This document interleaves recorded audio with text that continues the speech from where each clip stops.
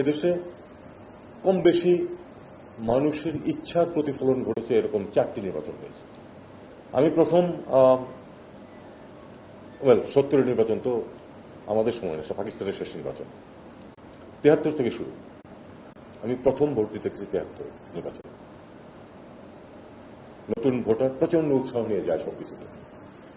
আমি যাকে ভোট দিয়েছি তিনি জিতেছেন আমি জানি, তাকে জিততে দেওয়া হয়নি। 73 থেকে শুরু হয়েছে জিনিসটা। এবং আমরা এটা জানি যে রায়পুরা যে কনস্টিটুয়েন্সি আমাদের ছিল সেখানে তৃতীয় হয়েছিলেন যিনি, তাকে জিতে আনা হয়েছে। কারণ আওয়ামী লীগের যিনি ছিলেন রিবেল ক্যান্ডিডেট তিনি ছিলেন দ্বিতীয় অবস্থানে।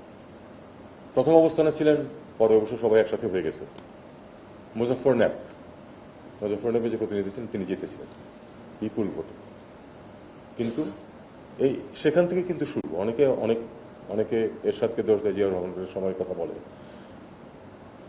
প্রকৃত নির্বাচন 4টি হয়েছে, যেটাতে মানুষের ইচ্ছা প্রতিটিতেই কম বেশি অনিয়ম যে কিছু হয় না তা না, কিন্তু সবখানেই হয়। আমি ভারত ছিলাম, সর্ববৃহৎ গণতন্ত্র, সেখানেও অনিয়ম হয় নির্বাচন, কিন্তু বাই অ্যান্ড লার্জ মানুষের ইচ্ছার প্রতিফলন ঘটে। আমি এটাকে এভাবে দেখি।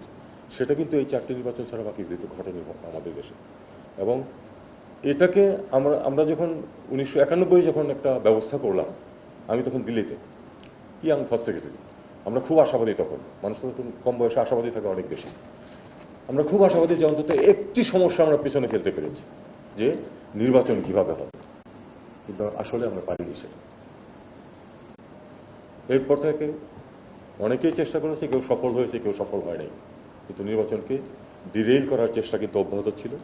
আমরা আশা করব যে এবার, আমাদের তো সময় অত্যন্ত কম, আশা করি যে আপনারা এখানে যারা আছেন আপনাদের জীবনের জন্য হয়তো অন্ততপক্ষে নির্বাচন কিভাবে হবে এই সমস্যাটা হয়তো সমাধান হবে। আমি আবার একটু আশাবাদী হতে চাই।